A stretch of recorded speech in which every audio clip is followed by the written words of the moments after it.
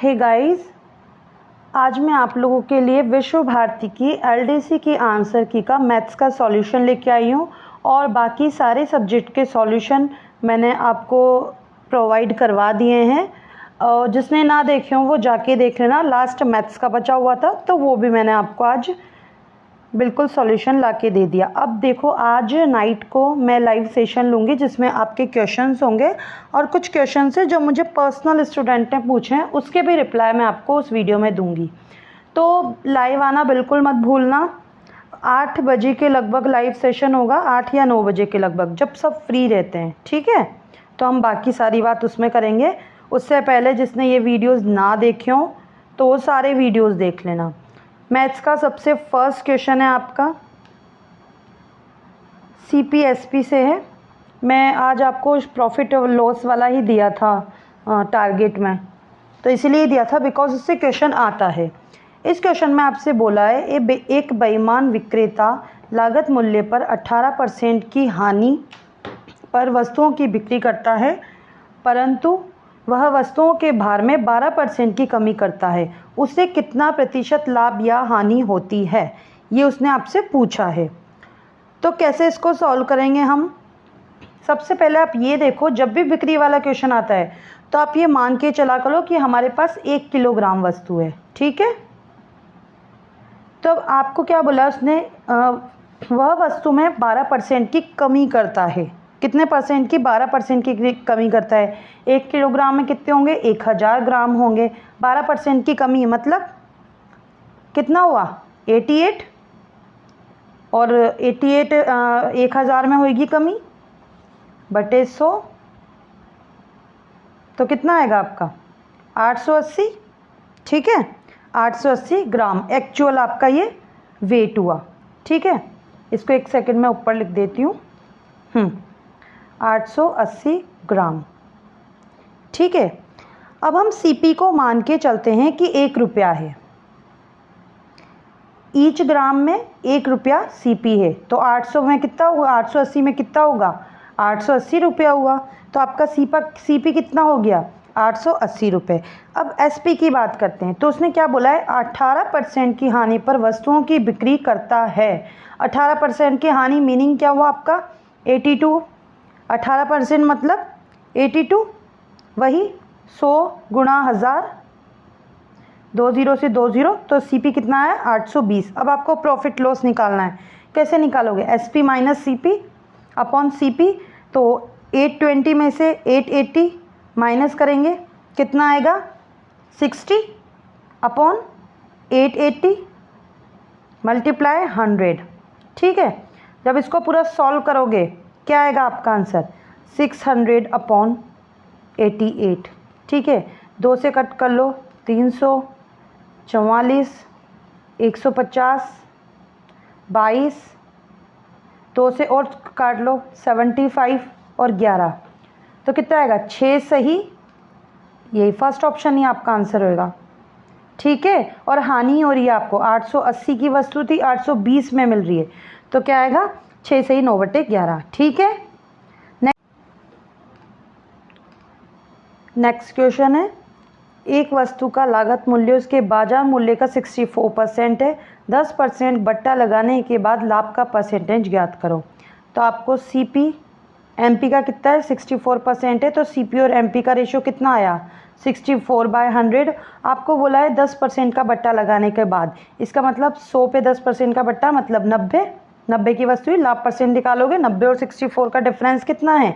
26/CP multiply 100। बस इतना सा आपको करना है। अब इसको बस कैलकुलेट ही तो करना है। क्या आंसर आएगा आपका कैलकुलेट करने पे? 40 से 5/18। ठीक है, इजी है ये। नेक्स्ट देखो, मैथ्स इजी है, इसमें कोई हाई लेवल आपसे नहीं पूछा है। नेक्स्ट आपको 3 बट्टे दे रखे हैं, 10%, 12%, 15%। अनुक्रमिक बट्टे की अनुमति दी है। समतुल्य एकल बट्टा निकालना है। डायरेक्ट फॉर्मूला लगाओ, x + y minus xy upon 100। तो पहले 10 और 12 पे लगाओगे आप, तो कितना आएगा? 10 और 10 + 12 माइनस 10 गुणा 12/100। सॉल्व करोगे पूरा, क्या आएगा? 20.8। ठीक है, अब 20.8 और 15 पे लगाओ, तो 20.8 plus 15 multiply plus 15 minus 20.8 multiply 15 बटे 100। सॉल्व करोगे इसको पूरा, कितना आएगा आपका इसका आंसर?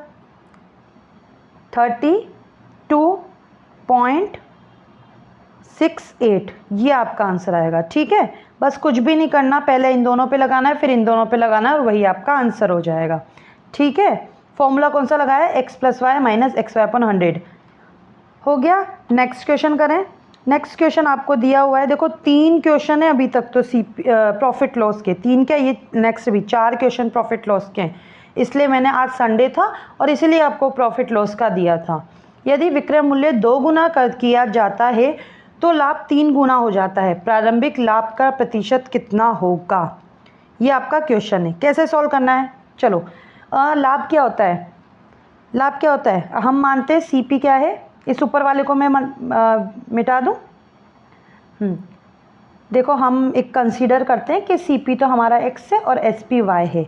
लाभ क्या होगा? SP minus CP upon CP, यही होता है। तो एसपी माइनस सीपी, ठीक है। इसने बोला है क्या, लाभ 3 गुना हो जाता है, तो इसको 3 से गुणा कर दिया। जैसा ये बोल रहा है मैं वैसा ही कर रही हूँ। ठीक है, और विक्रय मूल्य 2 गुना हो जाता है, ये पहले का ही है, फर्स्ट वाली कंडीशन का। तो y minus x as it is, ये कितना हो जाता है? विक्रय मूल्य 2 गुना हो जाता है। सॉरी, 2 इधर आएगा। विक्रय मूल्य 2 गुना हो जाता है। ठीक है, आया समझ? जैसा इसने बोला है मैंने वैसा ही बोला है, वैसा ही किया है। ठीक है ना। फर्स्ट कंडीशन तो क्या थी? एक्स वाई वाली थी, simple S P minus C P. Second में इसने बोला है लाभ 3 गुना हो जाता है। लाभ क्या होता है? एस पी में से लाभ 3 गुना हो जाता है। लाभ क्या होता है? S P minus C P. ठीक है, इसने बोला वैसे मैंने कर लिया। अब इसको हम सॉल्व करेंगे तो क्या आएगा? 3y minus x equals to 2y minus x, तो y इजिकल्स टू क्या आएगा? 2x। ठीक है, आया समझ में? y equals to 2x। अब देखो प्रॉफिट क्या होता है? प्रॉफिट होता है y माइनस एक्स, एक सेकेंड, प्रॉफिट होता है y माइनस एक्स। y की जगह मैं 2x लिख दूँ यहाँ से, तो 2x माइनस एक्स, तो कितना हुआ? x आया आपका आंसर। लाभ परसेंटेज निकालना है। लाभ परसेंटेज क्या होगा? कैसे निकालेंगे? अब ये आपका प्रॉफिट आया, ठीक है, ये प्रॉफिट है, तो प्रॉफिट लिखेंगे x upon x C P जो हमने माना था गुणा 100, तो आंसर कितना आया? 100% आंसर आया। आया समझ में आपको? सी पी एक्स माना था, एस पी वाई माना था, S P minus C P क्या होता है? लाभ होता है। उसने बोला है कि लाभ 3 गुना हो जाता है जब विक्रय मूल्य 2 गुना होता है, तो मैंने एज इट इज़ किया। y इजिकल्स टू 2x आया। मुझे पता है लाभ क्या होता है?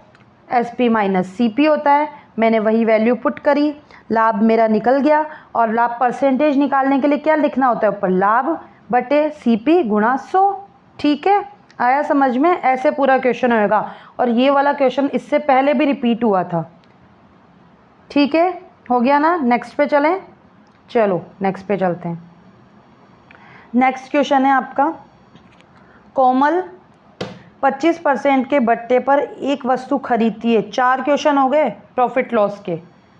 उसे मूल सूचीगत मूल्य पर 12% का लाभ प्राप्त करने के लिए उपयुक्त मूल्य के कितने प्रतिशत अधिक पर उस वस्तु को विक्रय करना चाहिए? सबसे इजी क्वेश्चन है। होमवर्क में भी आप अगर मैं दूं तो इसको कर सकते हो, कोई इसमें आपसे रॉकेट साइंस नहीं पूछी है। अगर इसको आप कर लो तो मैं आगे कराऊँ। मैंने आपको 3 क्वेश्चन करवा दिए हैं। ठीक है, मैंने आपको 3 क्वेश्चन कराते हैं, ये भी मैं करवा देती हूँ, कोई बात नहीं है। देखो ओरिजिनल प्राइस कितना है? 100 रुपीज़। ठीक है, ओरिजिनल प्राइस 100 रुपीज़ है। चलो होमवर्क में नहीं देती हूँ, खुद से करा लेती हूँ। ओरिजिनल प्राइस आपका 100 रुपीज़ ही है। 25% क्या है? बट्टा है, तो मतलब सीपी कितना हुआ? 75। और 25% के लाभ पे बेचा है उसने, तो एसपी कितना हुआ? 100 पे 25% का लाभ 125। बस अब क्या निकालना है? डिफरेंस। डिफरेंस कितना आएगा? 50। किस पे आएगा? सीपी पे मल्टीप्लाई 100। बस सॉल्व कर लो, क्या आएगा आपका सॉल्व करने पे?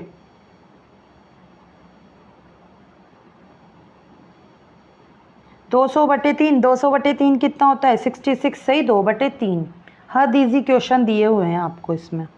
नेक्स्ट आपसे बोला है ए बी सी धनराशि के 3 योग हैं जिसमें कुल अवधि के लिए समान ब्याज दर ए पर साधारण ब्याज बी है और बी पर साधारण ब्याज सी है। ठीक है, कौन सा सही है? डायरेक्ट फॉर्मूला लगाओ। साधारण ब्याज तो बी है ना, बी बराबर ए दर है इंटू समान ब्याज दर ए पर इंटू आर गुणा टी बटे 100। यही है, जैसा उसने बोला है मैंने वैसा ही किया है। कुछ अवधि के लिए समान ब्याज दर ए पर साधारण ब्याज बी है। तो इधर से आप आर टी की वैल्यू निकाल लो। आर टी की वैल्यू कितनी आएगी आपकी? 100 बी अपॉन ए। उसी तरीके से सेकंड, बी पर साधारण ब्याज सी है, बी पर है तो B into R into T, उधर ए पर था बटे 100 इजिकल्स टू सी। तो आर टी की वैल्यू कितनी आएगी आपकी? 100 सी बाय बी। ठीक है ना, दोनों को इक्वल करोगे, 100 से 100 cancel, B upon A equals to C upon B. तो बी स्क्वायर की वैल्यू कितनी आएगी आपकी? ए सी। बस, और यही आपको सेकंड वाले में दिया हुआ है। उसने जैसा बोला है वैसा ही किया है। आ गया समझ? चले नेक्स्ट क्वेश्चन पे। चलो नेक्स्ट क्वेश्चन है हद इजी क्वेश्चन। 5000 विकास ने 50,000 के निवेश से एक व्यापार, 50,000, ठीक है, विकास ने, और 3 महीने बाद रहीम ने भी 50,000, ठीक है, इसमें शामिल किया। वर्ष के अंत में उन्होंने 7,000 का लाभ हुआ। इसका रेशो कितना आएगा? 1:1, 1:1। बस इसने 12 महीने तक किया पूरा, और इसने कब तक किया? 3 महीने बाद, मतलब 9 महीने तक किया। तो इसका रेशो क्या आएगा? 3 से 4 बार, 3 से 3 बार, 4 और 3, 7,000 का लाभ हुआ था। तो 7,000 को किसके बराबर करेंगे? इन दोनों का इक्वल 4 + 3 7 के बराबर। पूछा किसका है? विकास का पूछा है। 4 से मल्टीप्लाई किया, क्या आंसर आया? 4,002। ठीक है, हो गया कंप्लीट। चले नेक्स्ट पे। नेक्स्ट क्वेश्चन आपको दिया हुआ है, यदि a माइनस बी का whole square plus b minus C का whole square plus c minus A का होल स्क्वायर इजिकल्स टू 0 है तो a b c किसके समान है? अब आप इसको खोलने मत बैठ जाना, a माइनस बी को स्क्वायर को खोलने बैठ जाओ, कुछ भी नहीं करना है।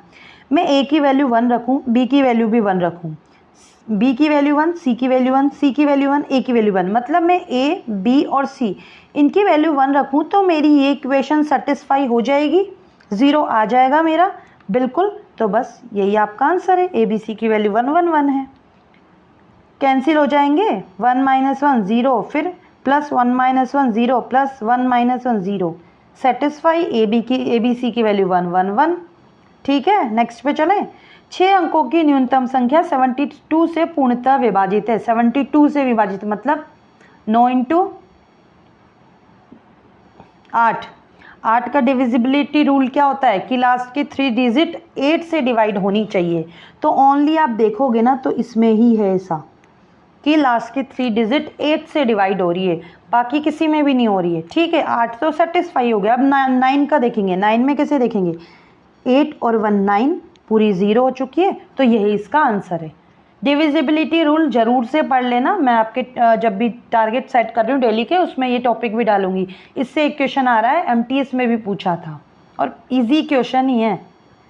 नेक्स्ट आपको दे रखा है, 2 धनात्मक पूर्णांकों के योग में लघुत्तर संख्या के गुणनफल 85 है, अंतर में बड़ी संख्या का गुणनफल 84 है, संख्याएं हैं।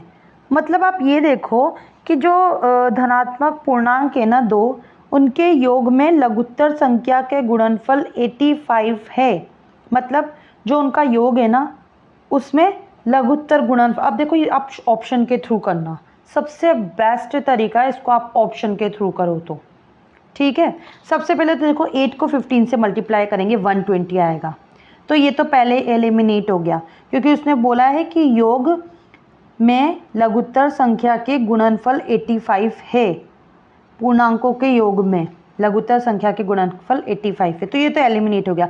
अब हम डायरेक्ट चलते हैं ऑप्शन नंबर डी पे, 5 × 12 पे। ये देखो इसमें क्या होगा, उनके अंतर में बड़ी संख्या का गुणनफल 84 है। उनका इन दोनों का अंतर कितना है? 7 है। बड़ी संख्या से गुणा किया 84 आपका आ गया, बस यही आंसर है। थोड़ा सा माइंड को आपको, ये तभी आएंगे आपको जब आप प्रैक्टिस करोगे, डायरेक्ट क्लिक होगा माइंड पे। नेक्स्ट क्वेश्चन बहुत अच्छा क्वेश्चन है। पी क्यू और आर का औसत 21 है। एवरेज का क्वेश्चन तो आपसे हो ही जाएगा, बिकॉज मैंने कल आपसे कहा था एवरेज के सारे क्वेश्चन करने हैं, आपको टारगेट में सेट किया था। पी क्यू आर का औसत 21 दे रखा है, मैं कर देती हूँ 21 मल्टीप्लाई 3 63। आर एस टी का 27 है, फिर 3 से मल्टीप्लाई कर देती हूँ 81। टी और एम का औसत कितना है 32, 2 से मल्टीप्लाई करूँगी बिकॉज 2 है 64। टी और आर का 17 है, 2 से मल्टीप्लाई करूँगी 34। ठीक है, ये सारा हो गया। अब आप मुझे बताओ, जब आप first equation, second equation, third equation and fourth equation, जब आप फर्स्ट सेकंड और थर्ड को ऐड कर दोगे और उसमें से 4 माइनस करोगे, क्या बोला है मैंने? मैंने आपको ये बोला है first equation plus second equation plus third equation and minus 4 equation. तो आपकी पता है क्या होगा, क्या आपका बनेगा? एक सेकंड, आपका बनेगा फिर P plus Q plus R plus S plus T plus M, ये आ जाएगा आपका। बिकॉज एक R से एक R कैंसिल हो जाएगा और एक T से एक T कैंसिल हो जाएगा। जब आप इसको पूरा ऐड करोगे, इन तीनों को ऐड करके इसमें से माइनस करोगे तो आपका 174 आएगा। फिर आपको 6 का भाग लगाना है, क्यों? क्योंकि ये 6 संख्या है, तो 6 का भाग लगाया, कितना आया 29, और यही आपका आंसर है। ठीक है, हद इजी क्वेश्चन है, जिस तरीके से मैंने बताया उसी तरीके से आपको करना है, आ जाएगा आंसर। चले नेक्स्ट पे, चलो नेक्स्ट क्वेश्चन। नेक्स्ट क्वेश्चन आपको दिया हुआ है कथन और निष्कर्ष। कथन ए 25a प्लस 25b बराबर 115। तो a प्लस b क्या होगा 115। अब a और b का औसत 2.3 है, यही देख लेती हूँ ये सही है या नहीं। तो 25 मल्टीप्लाई 2 भी करेंगे औसत निकालने के लिए। ठीक है, 50 का 115 में तो 2.3 आएगा, बिल्कुल सही है आपका। तो मतलब a तो सही है। आर में क्या बोला है, a प्लस बी बटे 2, a और b का औसत है, ये भी सही है। तो मतलब a और r दोनों सही तो हैं, दोनों सही हैं, a और r दोनों सही है। और a r की व्याख्या करता है नहीं करता ये हमें, तो सबसे पहले देखो दोनों सही है, तो मतलब ये दोनों तो आपके क्या हो जाएंगे, एलिमिनेट हो जाएंगे। फर्स्ट वाला आंसर आ जाएगा ए और आर दोनों सही है। आर ए की बिल्कुल व्याख्या कर रहा है, आर ए का बता रहा है कि ए प्लस बी का इस तरीके से एवरेज निकलता है। ठीक है, नेक्स्ट पे चलें। नेक्स्ट क्वेश्चन है आपका, प्रथम 10 अभाज्य संख्याओं के औसत और 2 अंकों की प्रथम अभाज्य संख्याओं के औसत के बीच का अंतर है। हद इजी क्वेश्चन दिया है आपको। अगर आप इसमें टाइम आपके पास बहुत सारा है, अगर आप प्रथम 10 अभाज्य संख्या को भी निकालने बैठोगे ना तो भी आपका आंसर इसका आ जाएगा, इतना इजी आपको दिया हुआ है। कैसे करना है, चलो चलते हैं। प्रथम 10 अभाज्य संख्या कहाँ से, 2 से स्टार्ट होगी, कहाँ तक चलेगी 29 तक।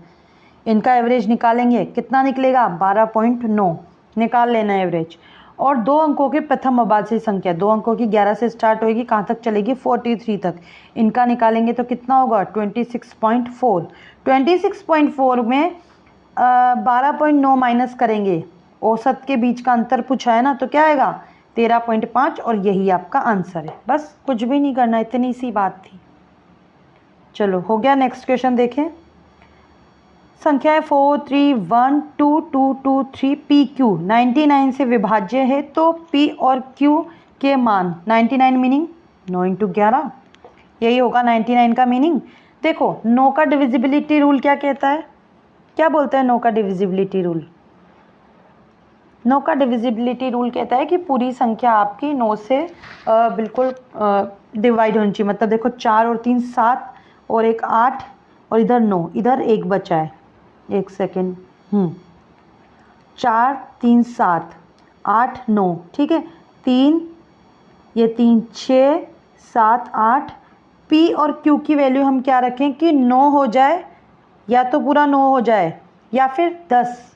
अगर मैं ये 1 रखूँगी तब क्या होगा, एक और बार 9 से कट जाएगा, और ये 9 रखूँगी तो ये पूरा 9 से कट जाएगा। इसका मतलब पी और क्यू की वैल्यू क्या होगी 1 और 9। आया समझ में आपको? 9 का डिविजिबिलिटी रूल आएगा तो ही समझ में आएगा आपको, ठीक है ना। तो पी और यहीं आपका हो गया, पी और क्यू की वैल्यू आपने क्या रखी है 1 और 9। अब 11 का डिविजिबिलिटी रूल भी समझा देती हूँ।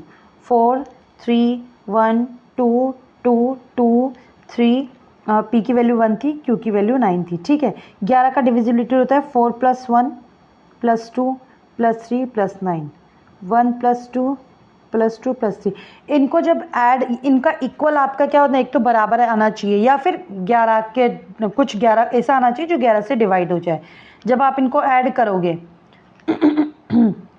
इनको ऐड करने पे इनका जो डिफरेंस है, पहले तो इनको 4 और 1 5, 5 6 7, 7 और 3 10, 10 और 9 19। ठीक है, माइनस 1 और 2 3, 4 5 6 7 8, क्या आया 11, मतलब 11 से डिविजिबल है, या तो 0 आना चाहिए या क्या कुछ 11 का मल्टीपल आना चाहिए। तो बस यही हमारा सही हो गया, आ गया पी की वैल्यू 1 और 9, और हमें 9 से ही पता लग गया था कि पी की वैल्यू 1 और 9 रखने पे ये सेटिस्फाई हो जाएगा। चलो नेक्स्ट है आपका, एक भाग संकलन में विभाजक भागफल का 10 गुना है और शेषफल का 5 गुना है। यदि शेषफल 38 है तो भाज्य कितना होगा। हद इजी क्वेश्चन है, ये क्वेश्चन एमटीएस में भी आया था। भाज्य बराबर भाजक इंटू भागफल प्लस शेषफल। ठीक है, फॉर्मूला याद है आपको, भाज्य बराबर भाजक इंटू भागफल प्लस शेषफल। शेषफल 38 दिया है और उसने बोला है भागफल, विभाजक भागफल का 10 गुना है और शेषफल का 5 गुना है। तो इसका 5 गुना, 38 का 5 गुना कितना हुआ, 5 अट्ठे 40, 5 15 16 17 18 19, 190 गुना भागफल का 10 गुना है। भागफल का ये 10 गुना था तो मतलब ये कितना हुआ, 19 हुआ, 19 का 10 गुना ये हुआ। ठीक है, तो भाज्य कितना होगा आपका, भाज्य पूछा है आपका, भाज्य कितना हुआ, इसको सॉल्व करेंगे। 90 का स्क्वायर 361, 0 प्लस 38 3648, यही आपका आंसर है। ठीक है, चले नेक्स्ट पे। कौन अभाज्य संख्या है, कौन अभाज्य संख्याएं हैं। 391 अभाज्य संख्या नहीं है बिकॉज ये 17 × 23, 17 का मल्टीपल है। तो ए ऑप्शन तो एलिमिनेट कर दो, तो फोर्थ ऑप्शन आपका आंसर है। ठीक है, नेक्स्ट क्वेश्चन, हद इजी क्वेश्चन है। नेक्स्ट हद इजी क्वेश्चन, ये तो मैं बिल्कुल होमवर्क में ही दूंगी आपको, बिल्कुल नॉर्मल क्वेश्चन है, आप खुद से भी कर सकते हो, और ऐसा क्वेश्चन उसमें भी आया था। नेक्स्ट पे चलते हैं। हाँ, ये रहा, देखो मैच वाला क्वेश्चन कैसे करना है। 0.2 प्लस 0.2 इंटू 10, तो 0.2 में प्लस कितना करना है 2, तो 2.2, ए का आंसर कितना हुआ आपका, थर्ड हुआ, ए का आंसर थर्ड है, और ए का थर्ड किसने, ओनली ऑप्शन नंबर फोन में दे रखा, यही आंसर है, पूरे सॉल्व करने की ज़रूरत ही नहीं पड़ी। ठीक है, डी को भी आप सॉल्व कर लोगे तब भी आपका आंसर आ जाएगा ये। चले नेक्स्ट पे। कौन से शांत दशमलव प्रसारित नहीं है, टर्मिनेटिंग डेसिमल एक्सपांडिंग, कौन सा नहीं है। देखो मैं आपको पहले एक बात बता दूं कि शांत दशमलव क्या होता है, जिसका पूरा मतलब भाग चल जाता है, जैसे 6/15 है। ठीक है, इसको मैंने सॉल्व किया 0.4 टाइम्स, पूरा हो गया। 7/25 है 0.28, पूरा हो गया। 51/24 है 2.125, बस ये पूरा ख़त्म हो चुका है। बट 1/7 है, इसका जब हम 7 भाग देंगे ना, इसको सॉल्व करेंगे तो आएगा आपका 0.1428557, फिर से यही संख्या स्टार्ट हो जाएगी।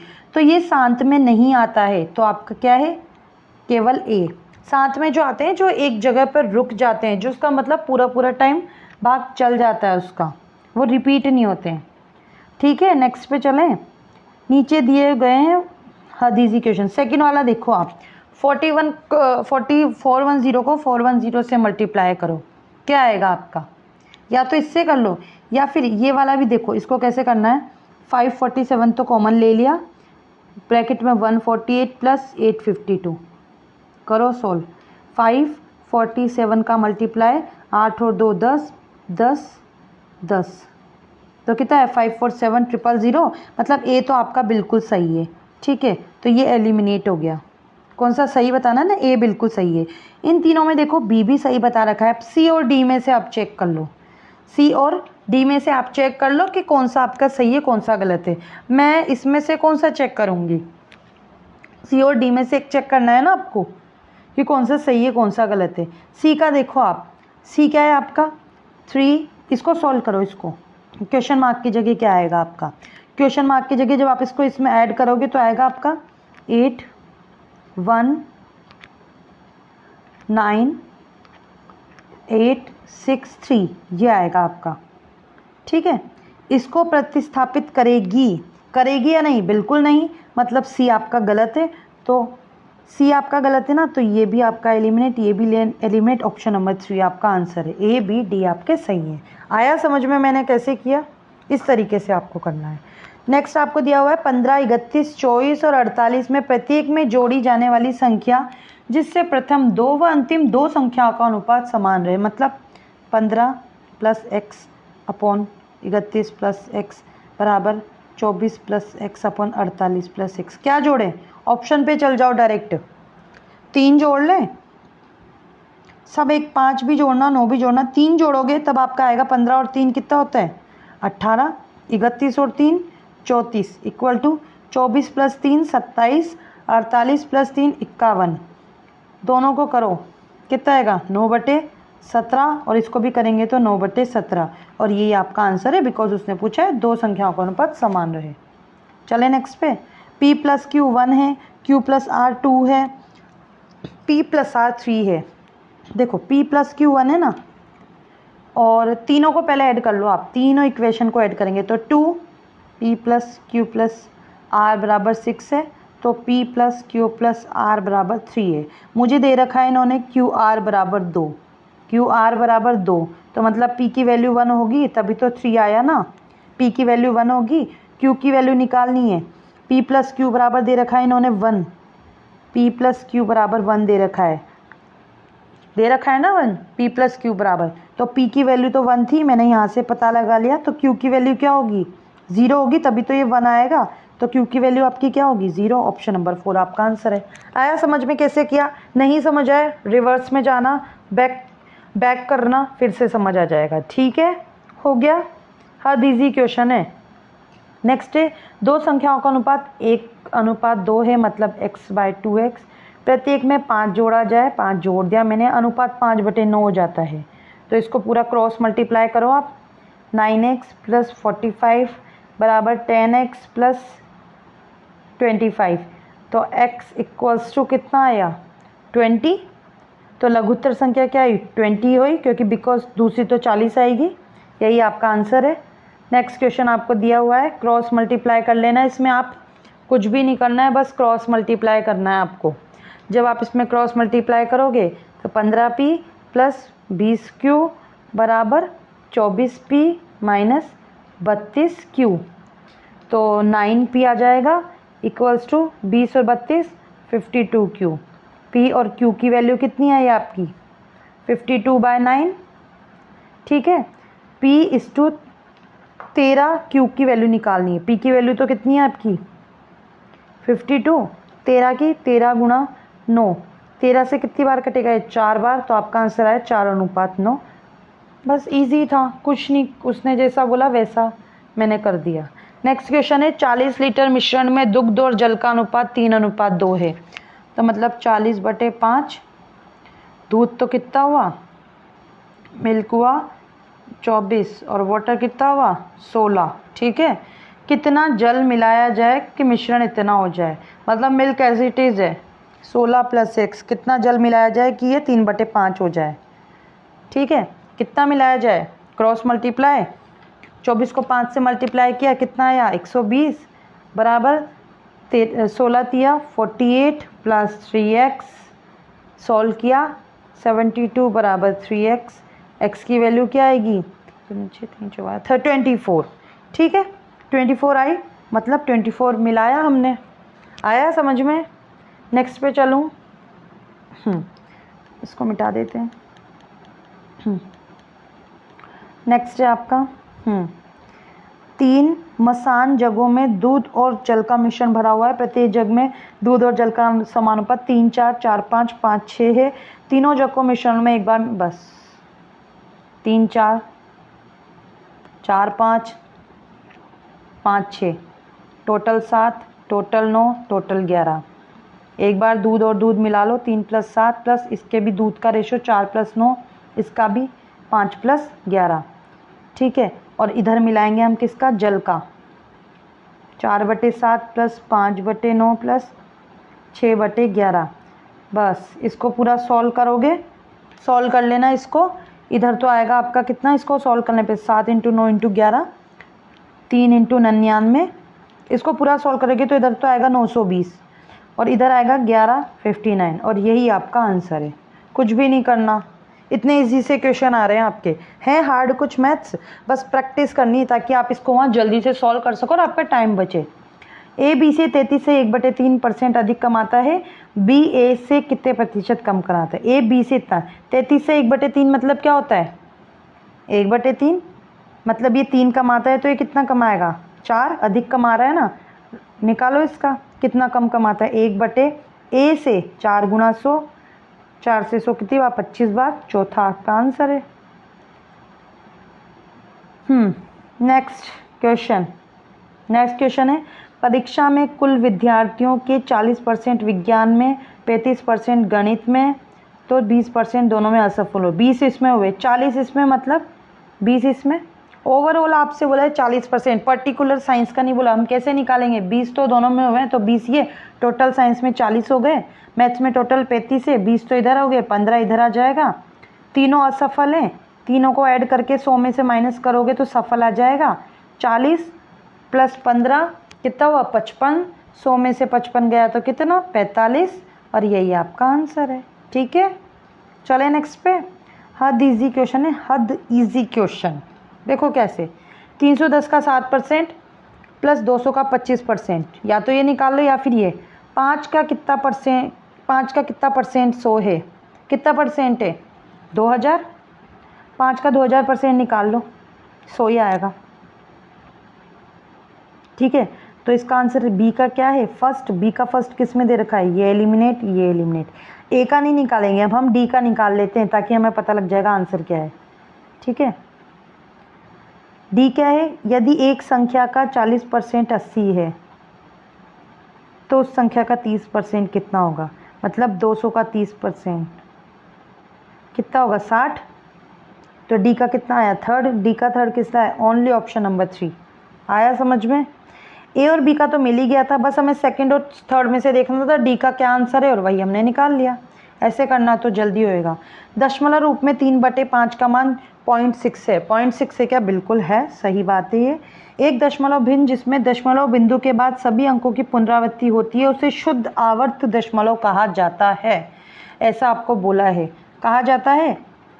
ये भी सही है, बट ए आर की व्याख्या करता है या नहीं करता है, ये आपको बताना है इसमें कि ए आर की व्याख्या करता है या नहीं। तो हमारा ए तो सही है, ए तो सही है, ये वाला तो हमारा सही है। तो दशमलव हुई जिसमें दशमलव बिंदु के बाद सभी अंकों की पुनरावृत्ति होती है उसे शुद्ध आवर्त दशमलव कहा जाता है। ये इसकी व्याख्या करता है नहीं करता, ये इसका कथन का कारण बता रहा है। तो ये सही है या नहीं है, ये देख के आपको इसमें बताना है। ठीक है, ए सही है लेकिन आर गलत है, ए गलत है लेकिन आर सही है, और ए दोनों सही है और ए आर एक की व्याख्या करता है। दोनों सही है लेकिन आर एक की सही व्याख्या नहीं करता, ये आपको बताना है। तो क्या होगा इसका आंसर आपका, दोनों सही है बट आर ए की व्याख्या नहीं करता है। ठीक है, इसकी व्याख्या नहीं कर रहा है ये। चलो नेक्स्ट पे चलते हैं। नेक्स्ट आपका p/q दे रखा है 2.27 पे बार। तो देखो 2.27 पॉइंट के बाद कितना है, दो संख्या है बट 9 पॉइंट के पहले की संख्या माइनस कर देंगे, क्या आएगा आपका, क्या आएगा फिर, ये डायरेक्ट ऐसे ही लिखो 227 - 2 तो 225/99। 3 से काटो, 3 से कटेगा 3 × 7 = 21, 3 × 5 = 15, 33, फिर 3 से काटोगे 25/11 और यही आपका आंसर है। ठीक है, स्कूटर का लागत कितना है, 36,000 है, मूल्यह्रास 10% है 2 वर्ष, तो 36,000 10% मतलब 90/100 गुणा 90/100। सोल्व करो, 4 0 से ये 4 0, 9 9 = 81 गुणा 36, 81 को 36 से मल्टीप्लाई करोगे कितना आएगा, 2916 और 1 0 लगेगा और 2916 ऑप्शन नंबर 2 में यही आपका आंसर है। 2 बार क्यों किया? बिकॉज 2 साल का दिया हुआ है उसने। नेक्स्ट क्वेश्चन ये आए हैं आपके मेंसुरेशन से, हद ईजी क्वेश्चन है। समांतर चतुर्भुज में पार्श्व की लंबाई 15 और 7 है, ये मैंने मान लिया 15 और ये 7 है। विकर्ण की लंबाई 20 है, ये 20 है, तो ये भी 7 आएगी, ये 15 आएगी। आपसे पूछा है समांतर चतुर्भुज का क्षेत्रफल कितना होगा, कैसे निकालोगे इसको? a plus B plus C by 2, इससे तो s की वैल्यू निकल जाएगी। 15 प्लस 20 प्लस इसकी निकाल रही हूँ अभी मैं ओनली इसकी। 15 प्लस 20 प्लस 7 कितना होगा?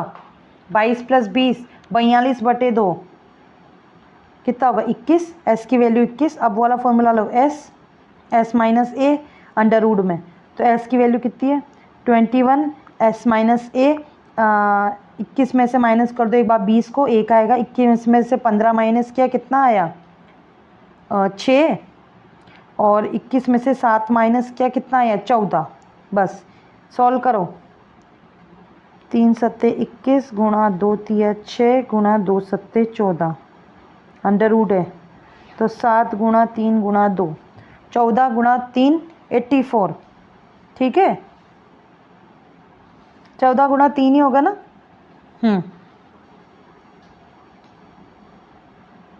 तो आपका कितना आंसर आया? सॉरी 14 गुणा 3 42। अब आपने 1 का निकाला है, उसी तरीके से इसका निकलेगा। 42 को 2 से मल्टीप्लाई कर दो, 84 आपका आंसर आया, और ये आपका आंसर। ठीक है, 1 का निकालोगे उसमें लास्ट में 2 से मल्टीप्लाई कर देना, तो पूरे का निकल जाएगा। ठीक है, बता दिया मैंने फॉर्मूला, इस तरीके से करना है ये।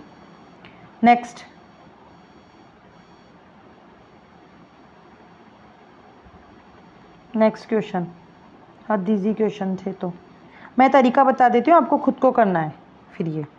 नेक्स्ट आपको दिया है वृत्त की परिधि एक वर्गाकार क्षेत्र के परिमाप के बराबर है, दोनों के क्षेत्रफल का अनुपात है।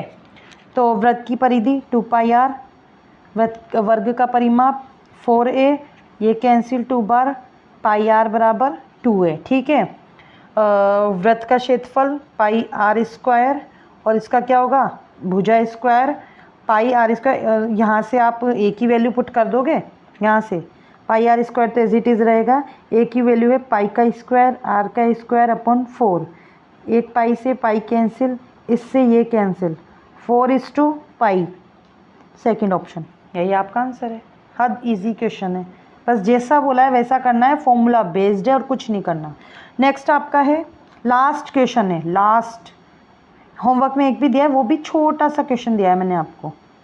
आयताकार क्षेत्र, उसका परिमाप आपसे बोला 28 है, विकर्ण दे रखा है 10। ट्रिपलेट याद है? 10 6 8 वाली ट्रिपलेट, बस ये भी 8 होगा, ये भी 6 होगा। देख लो, परिमाप 28 आएगा आपका।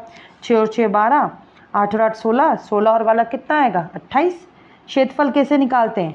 लंबाई इंटू चौड़ाई, 8 इंटू 6, 6 8 जा 48, और यही आपका आंसर है। ये लो, सारा मैथ्स का सोल्व हो गया। ठीक है, करवा दिया ना मैथ्स का सॉल्यूशन। कैसा लगा? इजी है, बिल्कुल भी हाई लेवल नहीं है। बस जैसा मैं आपको टारगेट बता रही हूँ, उसको डेली 25 क्वेश्चन भी कर लोगे ना, 50 भी कर लोगे तो भी हो जाएगा आपका। ठीक है, कुछ भी क्वेरी हो कमेंट बॉक्स में कमेंट करना, लाइव आना बिल्कुल मत भूलना।